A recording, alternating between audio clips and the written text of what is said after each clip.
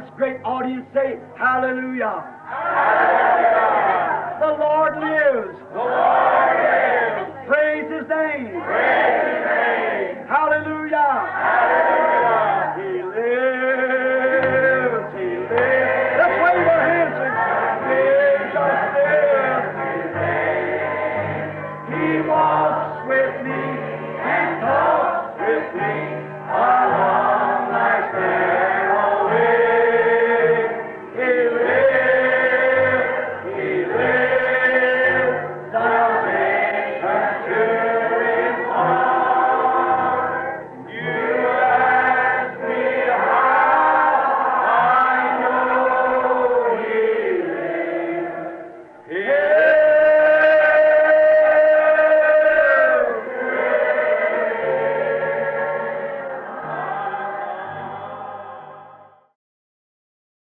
Permaneçamos em pé só um momento, enquanto inclinamos nossas cabeças para a oração. Nosso bondoso Senhor, estamos realmente agradecidos hoje por este privilégio que temos de nos reunir na terra antes da vinda do Senhor. Que nós possamos examinar os nossos corações hoje pela Tua Palavra e ver se nós estamos na fé, para que possamos estar prontos na hora de Sua aparição. Para que sejamos, como a Escritura disse que seria, arrebatados juntamente com aqueles que dormem e encontrar o Senhor nos ares, e para sempre estar com Ele. Nós te agradecemos pelo verdadeiro espírito cristão que ainda está no mundo, entre as pessoas, que elas ainda creem em Ti e em Tua Palavra. Assim nós pedimos as Tuas bênçãos sobre nós hoje, que Tu deixes cair em abundância para cada um de nós aquilo de que temos necessidade, para que possamos ser regados pela Palavra, para que possamos crescer, para ser instrumentos de uso em Tuas mãos para este último dia. Porquanto nós pedimos isto no nome do Senhor Jesus Cristo, nosso grande pastor, o qual nós estamos esperando aparecer. Amém. Podem se assentar. E eu quero dizer que eu considero este um grande privilégio esta manhã de estar aqui novamente. E desculpem que não tenhamos o lugar adequado para sentar. E nós vamos tentar hoje à noite, agora, ter oração pelos enfermos. Hoje, esta manhã, seria um pouco difícil. E eu ia gravar esta mensagem hoje. O Senhor pareceu tratar comigo quanto a isto há um mês ou dois atrás, e ela é longa. E eu não tenho o intervalo nas reuniões, porque nós concedemos a isso até 30, 40 minutos de culto. E então nós, por causa das pessoas terem de ir trabalhar e coisas assim, eu achei que seria melhor se eu encurtasse as minhas mensagens. E eles não tinham intervalo ali para gravar, assim, eu achei que eu simplesmente deveria esperar até que eu chegasse aqui ao tabernáculo e então gravasse daqui. E ela é um pouco longa, e eu sei que vocês estão de pé, e eu vou me apressar simplesmente tão rápido quanto puder. E agora, vocês não me incomodarão se vocês trocarem de lugar, ou o que mais quer que seja. Para mim, isso estará perfeitamente bem, porque este é um dia especial em que nós justamente fazemos estas gravações. E assim nós temos grandes relatos do que o Senhor tem feito lá no campo. Porém, provavelmente apresentaremos mais a respeito disso hoje à noite, quando poderemos dar mais tempo a isto, ter mais tempo para dar. E agora, esperamos confiantemente que o Senhor abençoe a cada um de vocês. Eu sei que os seus corações estão cheios de gozo, esperando pela vinda do Senhor. E o meu também, transbordando de ver as coisas acontecendo da maneira que estão. E contenda nacional e a igreja na condição em que está, e ver os sinais de sua vinda, tanto fisicamente como espiritualmente, e sabendo que este tempo de sua aparição está tão perto, simplesmente enche nosso coração de gozo saber que nós vamos ser transformados um destes dias. Nós vamos ser transformados dessas criaturas que somos.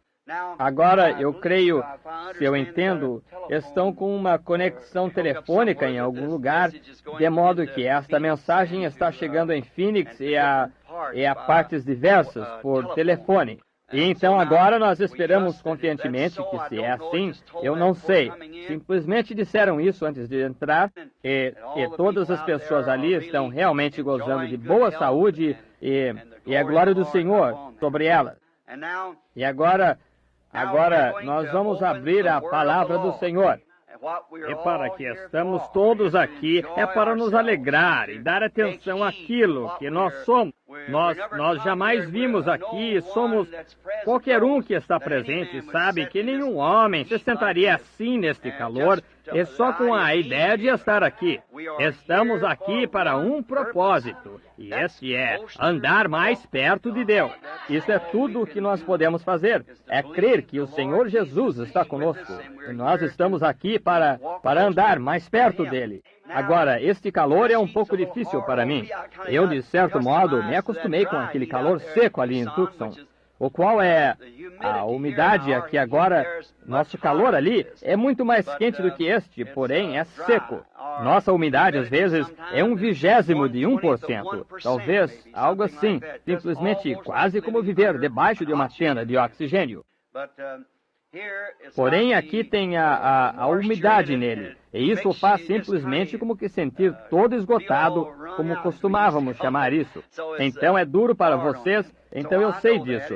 E vocês, mães, com os nenezinhos, e vocês, gente de pé, velhos e jovens, e colocados juntos como vocês estão. E agora nós estamos esperando que Deus os recompense ricamente pelo seu sacrifício. Eu entendo que o irmão Roy Borders está aqui em algum lugar. Eu ouvi que o anunciaram, mas creio que talvez ele não pôde entrar. Muito bem. Esse é o administrador das reuniões. Assim, agora nós também queremos anunciar que alguém que costumava estar entre nós foi estar com o Senhor esta manhã. Um homem, o irmão Jackson, de Sturgis, Michigan. Ninguém sabe como ele se foi ou quanto a isso. Ele simplesmente estava passando bem e ele simplesmente, eu acho que o encontraram morto ou algo assim. Eu não consegui o detalhe completo disso. E nós estamos muito agradecidos a Deus porque o irmão Jackson era um cristão. Eu não o via por vários anos, mas ele se colocava entre nós e ele era um de nós. Deus descanse sua valorosa alma. Indo assim, nós cremos que talvez isso foi algo que era tempo dele ir. O Senhor nunca nos preveniu disso, ou a ele disso, ele simplesmente se foi. Foi desta maneira que aconteceu. E eu quero ligar para a esposa dele simplesmente assim que puder, ele expressar os nossos sentimentos. E todos nós queremos dar graças a Deus por sua valorosa vida cristã e aquilo que ele significou aqui na terra, especialmente para nós aqui nesta Assembleia local. Agora, hoje à noite, eu anunciei que haverá oração pelos enfermos hoje à noite, e eu falarei mais sobre os enfermos hoje à noite. Mas, por enquanto, entraremos diretamente na palavra agora, porque está congestionado e quente. Nós iremos bem diretamente à palavra. Eu quero ler de 2 porções da Escritura esta manhã, longas, de forma que isso me dê uma pequena base sobre aquilo que eu quero dizer. E agora eu queria que eles segurassem a fita, o irmão Sussman e eles, antes de vendê-la, se é possível. E eu gostaria de ouvi-la antes dela sair para o público. Agora eu quero ler conforme Filipenses, capítulo 2, 1 até o 8, e 2 Coríntios 3, começando com o 6 e entrando no capítulo 4 de 2 Coríntios, apenas para uma base. Agora, em Filipenses, capítulo 2, eu lerei primeiro. Antes de ler, oremos. Senhor Jesus, Tua palavra é verdade.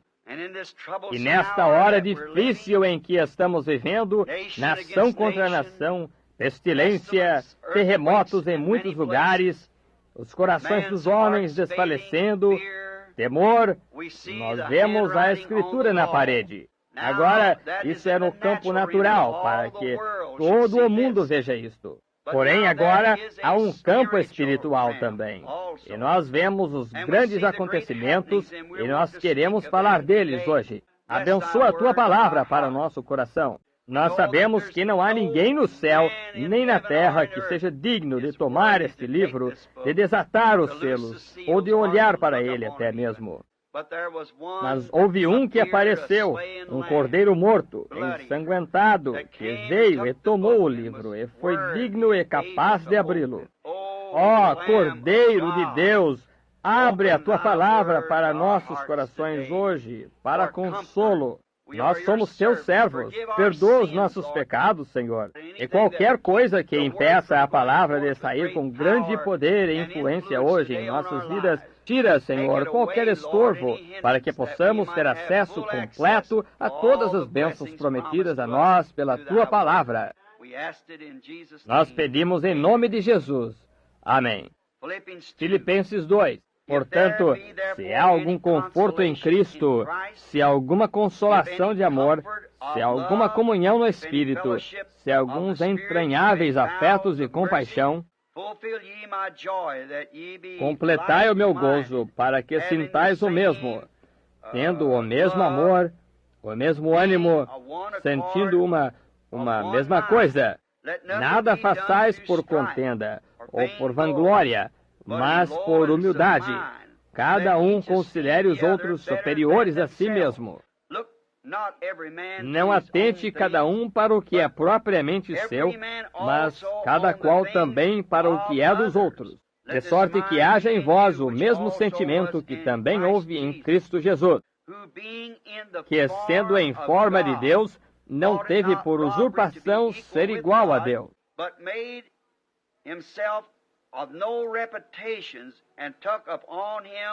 mas aniquilou-se a si mesmo, tomando a forma de servo, fazendo-se semelhante ao homem. E achado na forma de homem, humilhou-se a si mesmo, sendo obediente até a morte, e morte de cruz.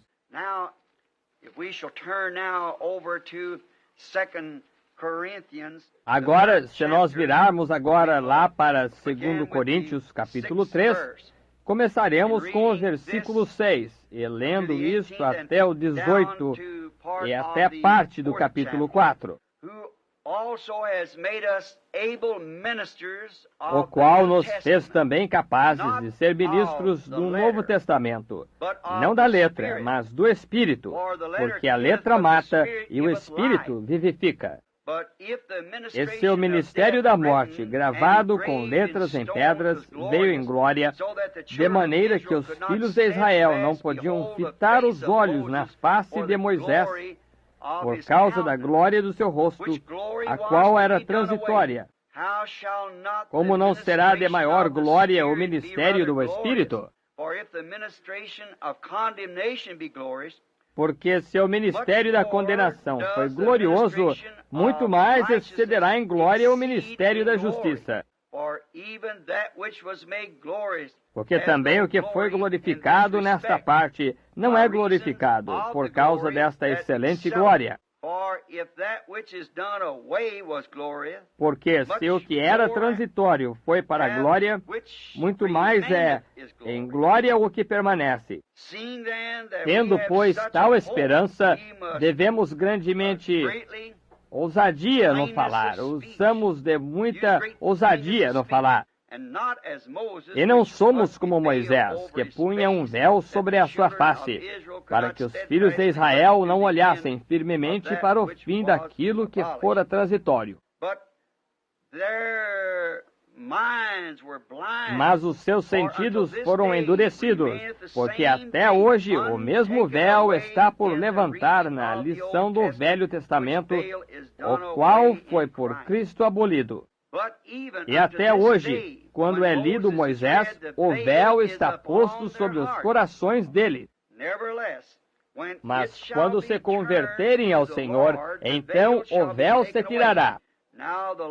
Ora, o Senhor é Espírito, e onde o Espírito do Senhor, aí há liberdade.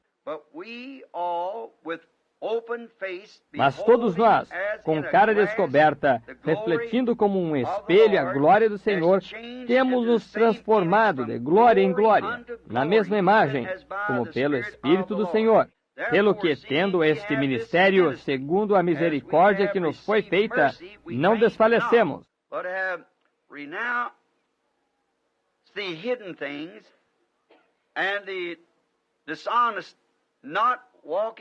Antes, rejeitamos as coisas e os desonestos que se ocultam, não andando com astúcia e falsificando a palavra de Deus, e assim nos condenamos à consciência de todo homem, da presença de Deus, pela manifestação da verdade. Mas se ainda o nosso Evangelho está encoberto, para os que se perdem está encoberto.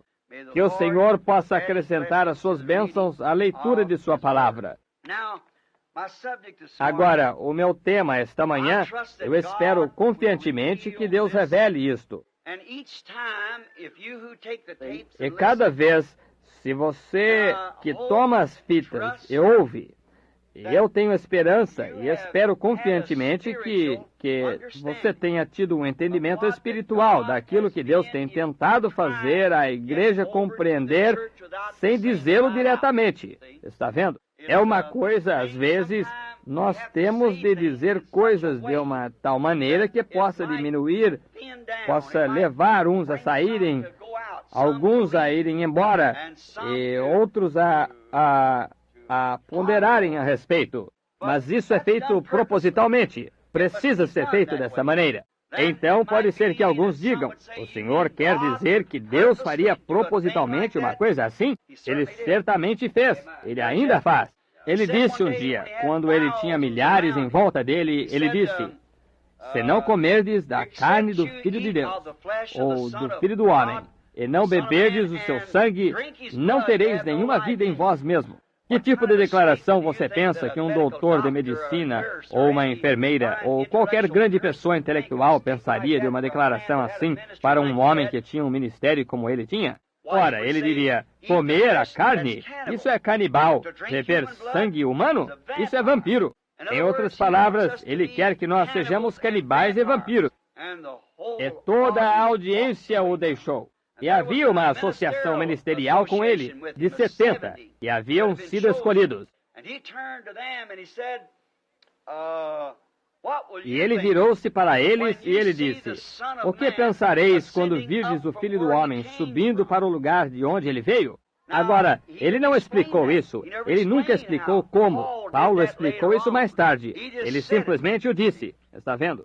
E então, quando isto, ele disse, o que direis a estes ministros, quando virdes o Filho do Homem subindo para o lugar de onde ele veio? Sem dúvida alguma, aqueles homens disseram, agora, só um momento, nós comemos com ele, nós pescamos com ele, nós dormimos com ele, nós sabemos onde ele nasceu, nós vimos o berço em que ele foi embalado, e como que esse homem duro é este discurso. E a Bíblia disse, eles não andaram mais com ele. Eles o deixaram. Logo, a ele restavam 12. Ele tinha escolhido 12 e um deles era um diabo, ele disse. Então ele virou-se para eles. E não havia ninguém que pudesse explicar o que ele acabara de dizer. Como vão eles comer a sua carne e beber o seu sangue? E como ele desceu quando ele nasceu bem aqui na terra? Está vendo? Eles não podiam entender isso. E então ele virou-se para os apóstolos e ele disse, quereis ir vós também? E é aí que o apóstolo Pedro fez aquela grande declaração, Senhor, para quem iríamos nós? Está vendo? Pois nós estamos satisfeitos. Nós sabemos seguramente que tu, e tu somente, tens a palavra da vida desta hora. Está vendo? E nós estamos satisfeitos com isso. Veja, eles não podiam explicar isso. Não se pode explicar a fé. É algo que se crê. E ela é tão sólida que não há nada mais que tome o lugar dela. Portanto, eles sabiam que a palavra que foi escrita para aquela era em que eles estavam vivendo, a era messíaca, que ele se encaixava exatamente naquele lugar. E o que eles podiam fazer para voltar naquelas igrejas frias e formais das quais eles haviam saído? Disse, para onde iríamos? Vê? Nós estamos completamente persuadidos de que tu tens a palavra da vida. Vê? E eles não podiam explicar isso, mas eles criam nisso. Vê? E Jesus disse isso para diminuir a sua multidão. Veja, até que ele pudesse reunir o grupo. E dentre todas aquelas pessoas, somente 11 delas então entendiam realmente quem ele era. Eles sabiam que ele era Deus, e somente Deus. Agora, meu tema esta manhã é para revelar ou desvelar esse Deus. Deus sempre tem, em cada era, tem se escondido por detrás de um véu, em todas as eras. Mas Ele tem sido Deus o tempo todo. Está vendo? Porém, Ele se manteve escondido do mundo e se revela ao seu eleito, como os apóstolos naquele dia. Agora, isso era Deus falando em Cristo. Agora, o homem sempre tem, essa tem sido a natureza do homem. Ele tem buscado ver fisicamente esse Deus. Ele sempre tem desejado vê-lo. O homem tem feito criaturas que se pareçam com ele. Eles imaginam os índios adoravam o sol e nós encontramos na África diversas formas de animais e assim por diante. E lá as colunas totêmicas no Alasca e diversas formas em que eles pensam que este Deus está. Como Paulo falou ali em Atenas aquela vez, no Monte de Marte. Eles disseram que eles eram supersticiosos quanto a este Deus desconhecido, que eles sabiam que estava ali, contudo não o conhecessem. E então nós encontramos, mesmo lá no passado, até Jó. Jó sabia que havia um Deus. Ele sabia disso. E não há um só ser humano, no seu juízo perfeito, que não saiba que tem de haver algo em algum lugar. E agora Jó desejou falar com ele. E eu quero que vocês notem a forma em que Deus escolheu falar com Jó. Deus estava velado quando ele falou com Jó. Ele estava velado em um redemoinho. Desceu em um redemoinho. Vocês creem que Deus ainda vem em um redemoinho? Há vários sentados aqui, em número, que estavam conosco outro dia, quando ele veio em um redemoinho. Disse-nos no dia anterior, o irmão Banks Woods, e aqueles, quando ele disse, apanha esta pedra, joga para o ar, e diz, assim diz o Senhor, verás imediatamente. E eu apanhei a pedra lá em cima da montanha, joguei-a para cima no ar, e naturalmente, descendo, deu início ao redemoinho. Veja, a sucção disso. Você tem de fazer algo para fazer com que algo siga a isso. Jesus tomou um pedaço de pão e o partiu. Logo, desse pedaço de pão multiplicou. Ele tomou água, despejou-a num cântaro. Elias tomou sal, colocou-o numa botija, cortou um pau, lançou-o na água. É algo para simbolizar. E apanhando esta pedra e jogando-a no ar e descendo, deu início ao redemoinho. No dia seguinte, ora, havia um ministro conosco numa viagem de caça. Ele se encontrava perto e ele disse para mim, o senhor dá visões assim, fora, irmão Branham? E eu disse, sim, mas geralmente eu venho aqui para descansar. E justamente naquele momento a visão veio. E o irmão Borders, eu acho que ele está no lado de fora agora, ele estava junto. O irmão Banks Woods, eu acho, e vários estavam ali em cima. 8 ou 10. E o irmão Banks Woods vigiando isso, bem na montanha, bem do outro lado dela, exatamente, quase a meia milha de onde os 7 anjos apareceram, e eu saí daqui para ir ali por isto, e voltei, e falei sobre os 7 selos, bem por volta de meia milha disso. E então, no dia seguinte, quando isso estava acontecendo, ora, eu disse ao irmão, a este irmão, eu disse, qual é o seu problema?